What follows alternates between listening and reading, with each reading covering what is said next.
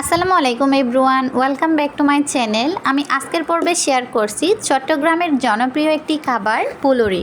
চট্টগ্রামের মানুষ ফুলুরি জিনিসটা অনেক বেশি পছন্দ করে খায়। এই ফুলুরি চট্টগ্রামে অ্যাভেলেবেল পাওয়া যায়, আবার বাসায় কিভাবে তৈরি করতে হয় আমি আজকের ভিডিওতে দেখিয়ে দিচ্ছি, আর কিভাবে রান্না করছি সেটাও একই ভিডিওতে শেয়ার করব। সো না টেনে সম্পূর্ণ ভিডিওটা দেখবেন। ফুলুরি বানানোর প্রিপারেশনটা 5টা নিয়ে নিয়েছি। একটা মিক্সিং বলে নিয়ে নিচ্ছি 1 কাপ পরিমাণে বেসনটা অবশ্যই ছেলে নেবেন। আর বুটের ডালের বেসন হলে খুবই ভালো হয়, ফুলুরিটা খেতে খুবই সুস্বাদু হয়। 1/2 টেবিল চামচ হলুদের গুঁড়া, 1/2 টেবিল চামচ শুকনা মরিচের গুঁড়া, 1/2 টেবিল চামচ গরম মশলার গুঁড়া, দিচ্ছি পরিমাণ মতো লবণ। এবার অল্প অল্প পানি দিয়ে পেঁয়াজু বানানোর ডালটা আমরা যেভাবে ঘনত্ব রেখে প্রপারলি রেডি করে নিই, সেই ঘনত্বের একটা ডো কিংবা ব্যাটার তৈরি করে নিতে হবে। অল্প অল্প পানি এড করে আমি ফুলুরির ডোটা রেডি করে নিচ্ছি। পানিটা একবারে না দিয়ে অল্প অল্প করে দেবেন, যেন ব্যাটারটা সুন্দরভাবে স্মুথলি তৈরি করে নিতে পারেন। ব্যাটারটা রেডি হয়ে গেছে, এখন ঢাকনা দিয়ে রেখে দেবো 30 মিনিটের জন্য। ফিরে আসছি 30 মিনিট পর। প্যানে পর্যাপ্ত পরিমাণে তেল দিয়ে গরম করে নিয়েছি। এ পর্যায়ে ছোট ছোট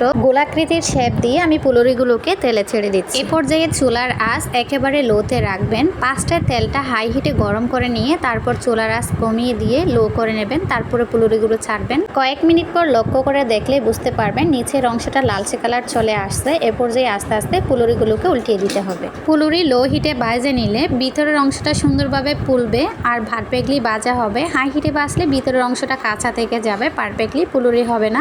এপাশ ওপাশ উল্টিয়ে দিয়ে ফুলুরিগুলো ভাজা হয়ে গিয়েছে। এ পর্যায়ে আমি চুলা থেকে নামিয়ে নিচ্ছি। দেখুন খুব অল্প সময়ের মধ্যে ফুলুরি কিন্তু বাসায় তৈরি হয়ে গিয়েছে। আর আপনারা চাইলে বাজার থেকে কিনে এনেও একই নিয়মে রান্না করতে পারেন। আমি একটা ফুলুরি ভেঙে দেখাচ্ছি কতটা সফট হয়েছে। এটা রান্না করার পর ফুলে কিন্তু ডাবল হয়ে যাবে। এখন চলে যাচ্ছি পুরোপুরি রান্নার প্রসেসে। অন্য একটা প্যান বসিয়ে দিয়ে দিচ্ছি পরিমাণ মতো সরিষার তেল। আমি আজকে মুরগির মাংস দিয়ে ফুলুরি রান্না করে দেখাবো। এটা শুটকি, বড় মাছ যে কোনো কিছু দিয়ে কিন্তু রান্না করে নেওয়া যায়, তবে বেশি ভালো লাগে মাংস কিংবা বড় বড় চিংড়ি শুটকি দিয়ে। মাংসে আলু না হলে চলে না, মাংসে কয়েক টুকরো আলু ইউজ করব। সেই আলুগুলো 5টা ভেজে নেওয়ার জন্য সামান্য পরিমাণে হলুদের গুঁড়া আর লবণ দিয়ে দিচ্ছি। সেই সাথে আলুর টুকরোগুলো দিয়ে এখন লালচে কালার করে ভেজে নেব। আলুর টুকরোগুলো ভাজা হয়ে গেছে। এরপর যে একটা বাটিতে উঠিয়ে নিচ্ছি। সেম তেলে আমি রান্নাটা করে নেব, সেজন্য দিয়ে দিচ্ছি পরিমাণ মতো পেঁয়াজ কুচি। সেই সাথে দিয়ে দিচ্ছি আস্ত কিছুটা গরম মশলা, যেমন তেজপাতা, এলাচ, লবঙ্গ, দারুচিনি, এগুলো আর কি। এবার পেঁয়াজের সাথে হালকা করে ভেজে নিয়ে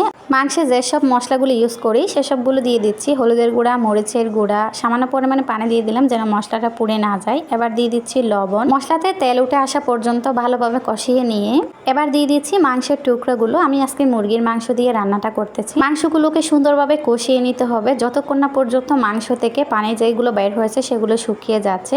মাংস কষানোর উপর ডিপেন্ড করে আপনার রান্নাটা কতটা সুস্বাদু হবে। ভালোভাবে মাংসের টুকরোগুলো কষিয়ে নিয়ে এবার ভেজে রাখা আলুর টুকরোগুলো দিয়ে দিলাম। এখন দিয়ে দিচ্ছি পরিমাণ মতো পানি। এখন সুন্দর একটা ব্লক আসা পর্যন্ত অপেক্ষা করতে হবে। রান্নায় সুন্দর একটা ব্লক চলে আসছে। এ পর্যায়ে দিয়ে দিচ্ছি সেই ফুলুরিগুলো দেওয়ার পর আমি চুলার আঁচ মিডিয়াম আঁচে রেখে দেব। এভাবে রেখে দিলে ফুলুরিগুলো ফুলে ডাবল হয়ে যাবে। আর রান্নার লাস্ট পর্যায়ে কিছুটা গরম মশলার গুঁড়া দিয়ে দিলাম।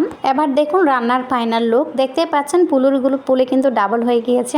এই পর্যায়ে তরকারিটা বেশ গরম আছে, তাই আমি দেখাতে পারতেছি না। ফুলুরিটা খুব রসালো, খেতে অসম্ভব মজাদার। আপনারা চাইলে বাসায় খুব সহজভাবে ফুলুরি তৈরি করে তরকারি রান্না করে নিতে পারেন। এভরিওয়ান, আশা করছি আমার আজকের রেসিপিটা আপনাদের কাছে খুবই ভালো লাগছে আর সহজ মনে হয়েছে। এরকম মজার সহজ রেসিপি পেতে আমার চ্যানেলে যদি নতুন হয়ে থাকেন তাই চ্যানেলটিকে সাবস্ক্রাইব করে নিয়মিত চ্যানেলের সাথে থাকবেন। সবার সুস্বাস্থ্য কামনা করে পরবর্তী ভিডিও দেখার আমন্ত্রণ জানিয়ে আজকের মতো এখানেই বিদায় নিচ্ছি। আল্লাহ হাফেজ।